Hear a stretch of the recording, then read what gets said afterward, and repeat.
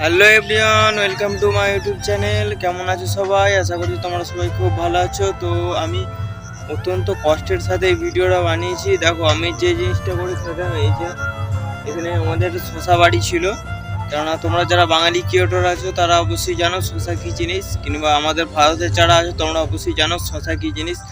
তো যাই হোক, আমি এখন এই শশা বাড়িতে এসেছিলাম কেননা আমি চাষবাস করি খাই, কেননা আমি ইউটিউবে পড়ি প্লাস এই চাষবাসটাও করি। কারণ এই ঝড়ের কবলে পড়ে আমাদের চাষবাসটা তো নষ্ট হয়ে গেছে।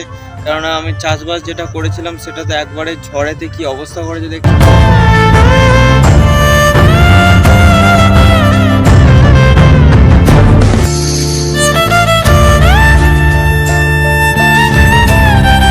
পুরো মাচাটাকে আমাদের শুইয়ে দিয়ে চলে গেছে, তো ওই দিকটা একটুখানি রয়েছে।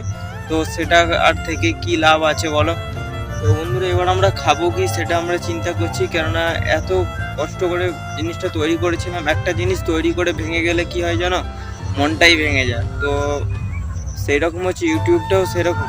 তো আমি অনেকদিন থেকে ইউটিউবে ভাই কষ্ট করছি, তো এখনও পর্যন্ত কোনো সফলতা পাইনি। তোমাদের কাছে রিকোয়েস্ট যে তোমরা আমাকে একটু সাহায্য করবে, আমার এই কষ্টের দিনগুলোতে তোমরা একটু সাহায্য করো প্লিজ।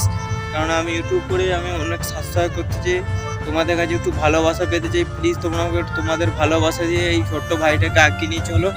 তো বন্ধুরা, আমার নাম হচ্ছে দীপঙ্কর ভৌমিক, আর আমি থাকি হুগলি জেলায়, ছোট্ট একটি গ্রামে। হুগলি জেলায় যে এত ক্ষতি করে গেছে এই রেমান ঝড়টা, তো তার মধ্যে আমাদেরও অনেক ক্ষতি হয়ে গেছে। তো সেই ক্ষতিপূরণ এখনও পর্যন্ত হবে কিনা আমি জানি না। তো প্লিজ তোমরা আমাকে সাহায্য করো, কেননা আমি অনেক কষ্ট করে ভিডিও করেছি। তো ভিডিওটা কেমন লাগছে অবশ্যই তোমরা কমেন্ট করে জানিও। আর যদি ভালো লাগে ছোট্ট একটা ভাইটাকে একটু সাপোর্ট করো। তো দেখা হচ্ছে পরবর্তী নেক্সট কোনো ব্লগে। তো জন্য টাটা, গুড বাই।